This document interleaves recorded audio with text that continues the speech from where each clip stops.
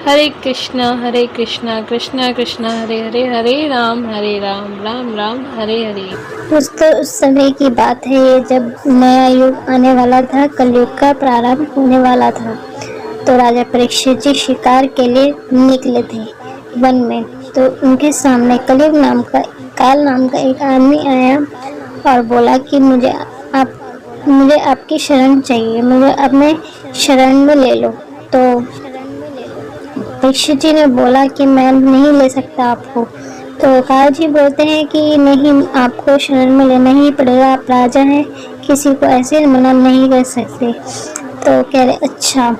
तो कहते हैं राजा परीक्षित जी, जहाँ आपको वहाँ रहना पड़ेगा जहाँ लोभ मत मत्सर्य ये सब व्यभिचार या सट्टा ये सब खेला जाता हो, वहाँ रहना पड़ेगा आपको। राजा परीक्षित जी बोलते हैं कि आप एक काम करिए, जहाँ सोना हो वहाँ पे रहिएगा। तो काल जी बोलते हैं जैसी आपकी आज्ञा।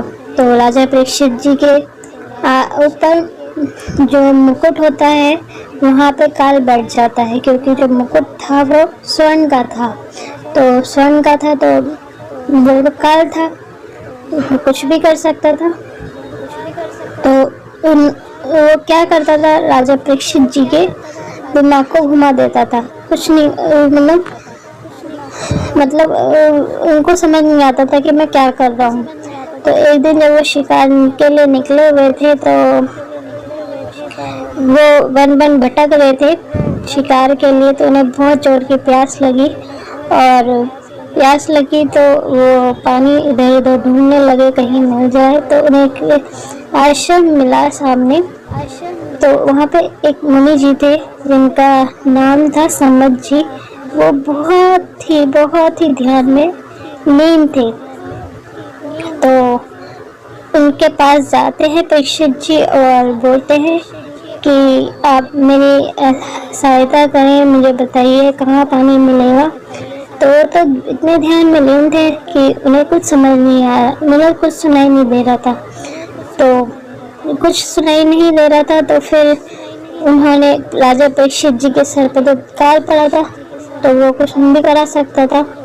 तो काल ने क्या करवाया उनसे गलती कि वहाँ पे एक मरा हुआ सांप था।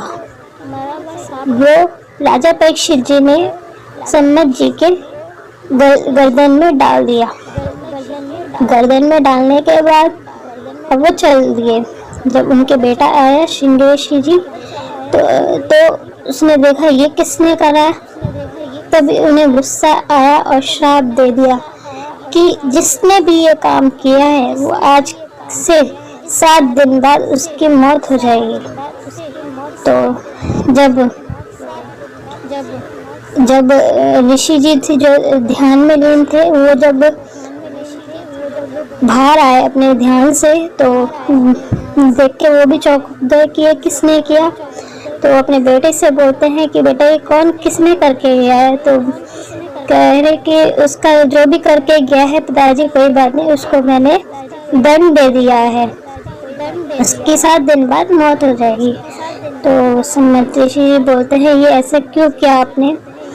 तो उन्होंने जब ध्यान में देखा कि ये कौन करके गया है, तो उन्हें सब पता चल गया। ऋषि तो सब जानते थे, तो उन्होंने ध्यान में देख लिया। तो सम्मत ऋषि जी अपने परीक्षित जी के पास आते हैं, गलती की माफ़ी मांगते हैं और बोलते हैं कि मेरे बेटे ने ऐसे ऐसे आपको श्राप दे दिया है कि 7 दिन बाद आपकी मौत हो जाएगी।